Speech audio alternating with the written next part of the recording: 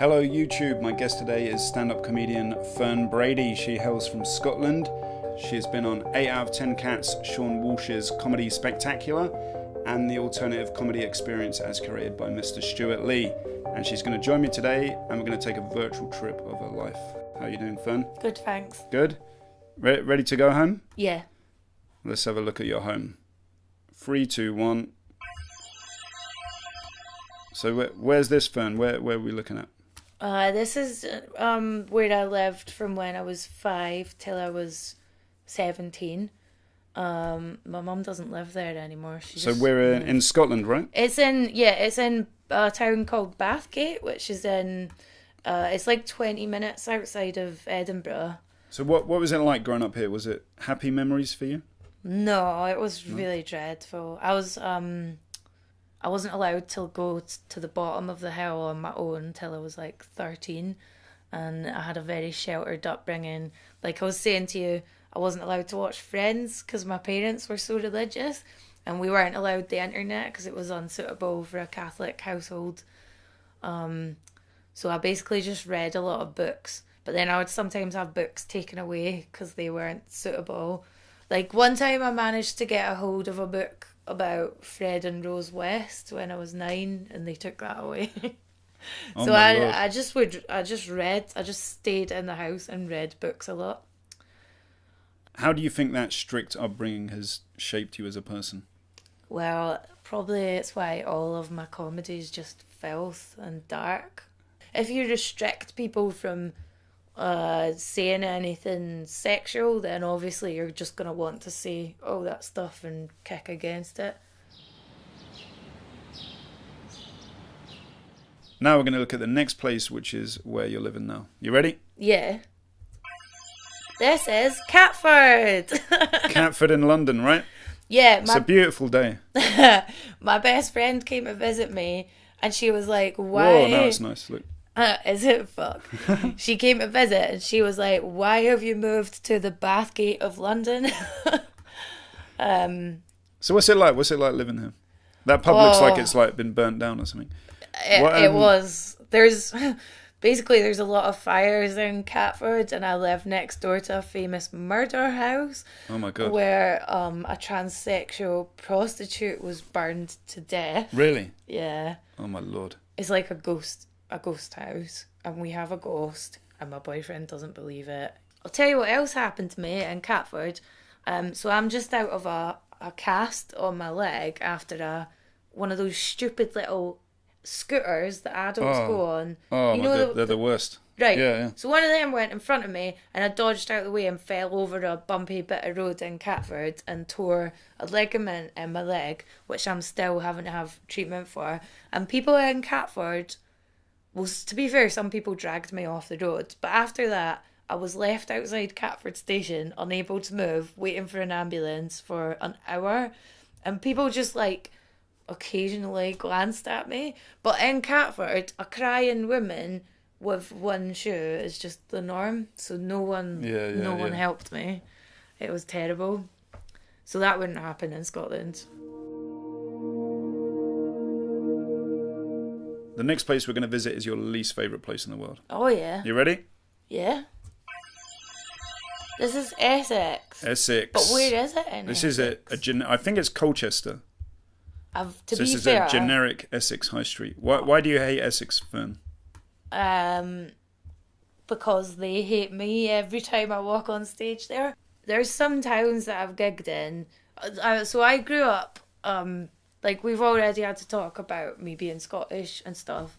And just today I got a phone call for yet another job that involved me being professionally Scottish. And I grew up thinking that I was, British, and thinking that I was just like a normal person. And then I moved to England and realised that being Scottish was going to be the number one thing that defined me for the rest of my life. And in Essex, when you're Scottish, that's like, who was it? Some journalist I met the other day. She was like, that's like being French to them. That's how foreign it is. Essex and Kent, I know this is a bad thing to say, but they're one and the same to me. You just think UKIP. Do you know what I mean? Yeah. Sorry, I just No. You're not the first person to say that. You just think UKIP, And saying that, Kent, I've had nice gigs in lots of places in Kent. But that's because they hear my accent and they go, oh, she's a racist like us.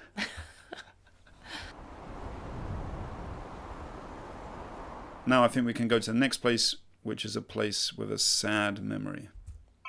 Oh, yeah, I wish I hadn't picked this, really. Where is this? Skate park? What? Oh.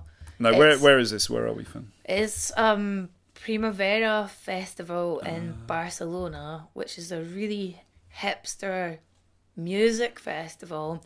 And when I was at Edinburgh University, the only friends I had there were really posh people, really posh hipsters. They all would do internships at Vice magazine and stuff, and they were all like, let's all go to Primavera when we graduate. And I was like, yeah. And I had like a posh boyfriend at the time, but then we split up, and then my friends were like, oh, still, let's all go to Primavera together. And I kind of had an inkling that it wasn't going to be good. Also, it was on my birthday as well. So I ended up having to go on holiday with my ex on my birthday. And then, and I really hate music festivals as well. Like, so I spent a lot of the music festival, I would just like cry I cried while watching a band, and then I would turn around and cry into his face in the audience, and it was really embarrassing. Why do you hate music festivals, though? I'm going to zoom in on these toilets because that's quite illustrative. Are they toilets? I don't know. Anyway. Yeah. Why do you hate music festivals, Finn? Oh, they're just so distressing, and I don't know why middle class people want to live as if they're in a refugee camp, which is basically what a music festival is. Also, I've fallen into toilets a couple of times at festivals, and that's awful. Primavera, that happened at. Did it? You fell in one of these? Yeah, and I was too drunk to remember that I was coated in like the piss of 1,000 strangers, and I was so unhappy on that holiday that I ended up just drinking straight vodka, which you can kind of drink without being sick. And my friends said that I just turned up with some guy that looked like he'd come out of a bush. He had actually come out of a bush. He had twigs in his hair and his face was covered in grey dust. And I was like, I'm gonna fuck this guy, everyone. You announced. Yeah, I said to my ex, I was like, so okay. See you later. Oh. Yeah, making your ex jealous with a bush guy.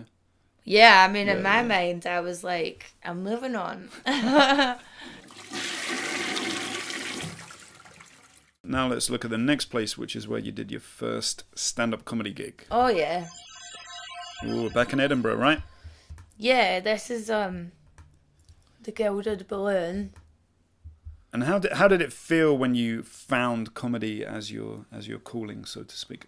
Oh, this will sound really naff, but it felt like better than going out with anyone, or just better than anything.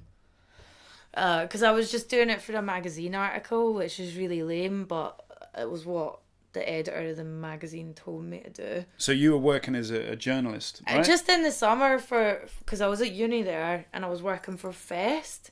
And I didn't know this at the time, but the people that running the gig had told the flyers to say, oh, there's this journalist on at Old Rope tonight and she's going to be shit. Like, really? Yeah. So thanks for that, guys. And then I was shaking on stage, and I'd been sick beforehand and had panic attacks and stuff. And then afterwards, my boyfriend at the time was like, because I was like, I want to do this, like, I really want to do this. And he was like, I really don't think you should ever do it again. So fuck you. Oh, man.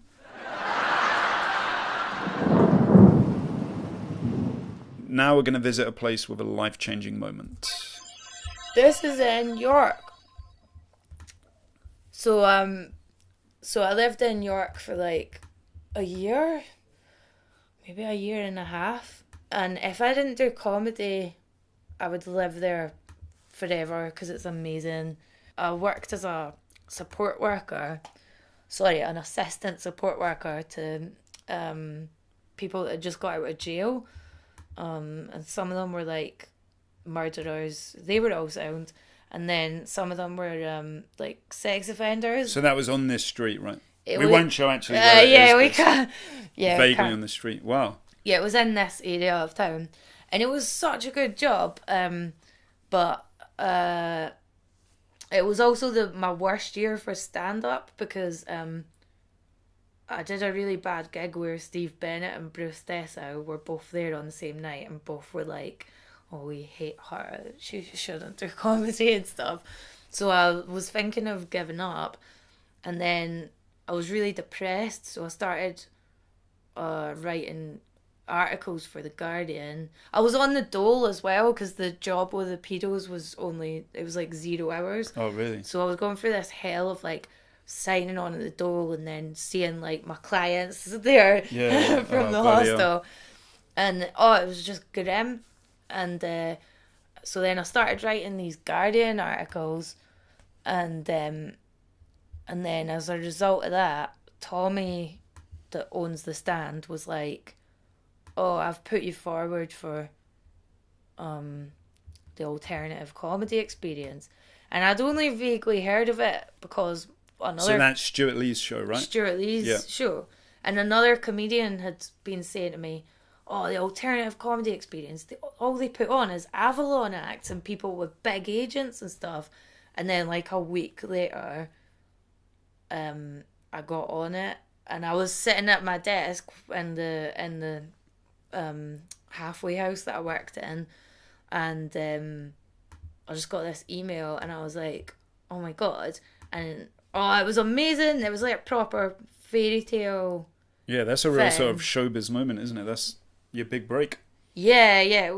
And then after that, it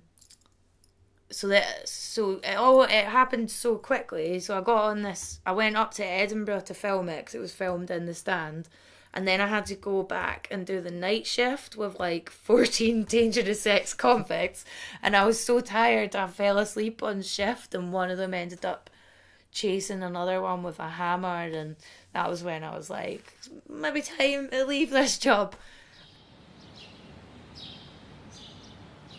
Now we're going to go to the next place, which is a place that scares you. Where is this, Fern? Where am I looking at now? Yeah, Newcastle. Now look, some of my best friends are Geordies, and I love the way they talk, and it's very nice. But a lot of people from Newcastle are like mad Scottish people.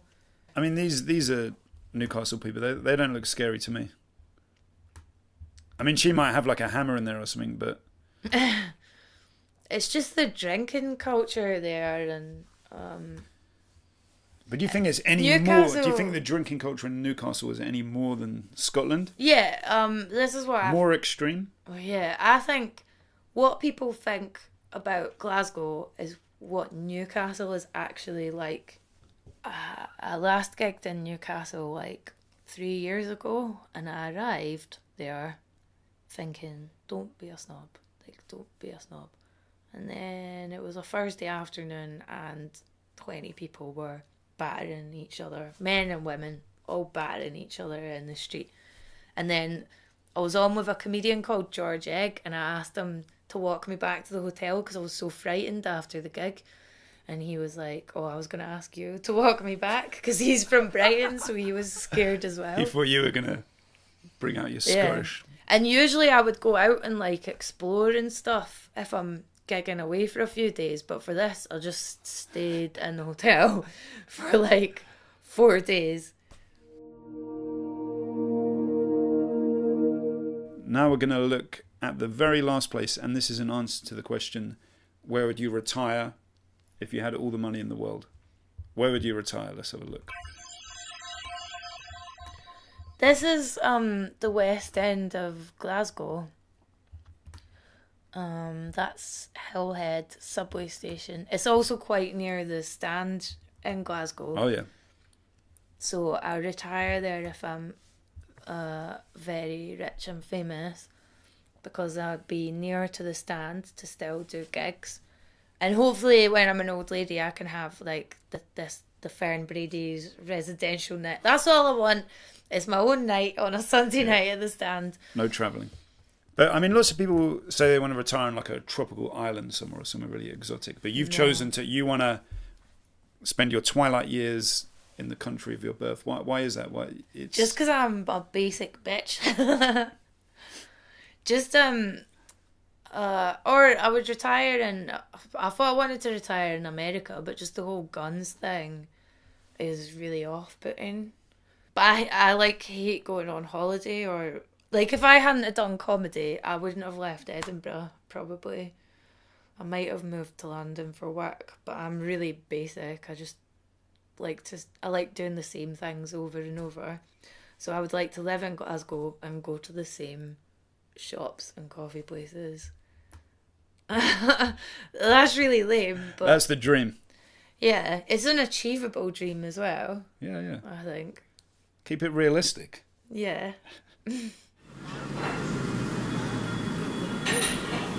I thought you were going to just pan up to the sky and then we would float away. I do that. That is how right. You guessed how it ends. That's it. Oh, that's me. I fall back and I die of a heart attack, and that's this is the soul leaving your body. So that's it. We're going to float up to heaven now. She's been Fern Brady. I've been Dave Green. This has been. Don't look so worried. Sorry. You're not actually. No, I'm trying to cover my horrible face while I laugh. This has been the Street View interview show. I've been Dave Green. Make sure you subscribe, and I'll see you again next time. Thank you, Fern. Thanks.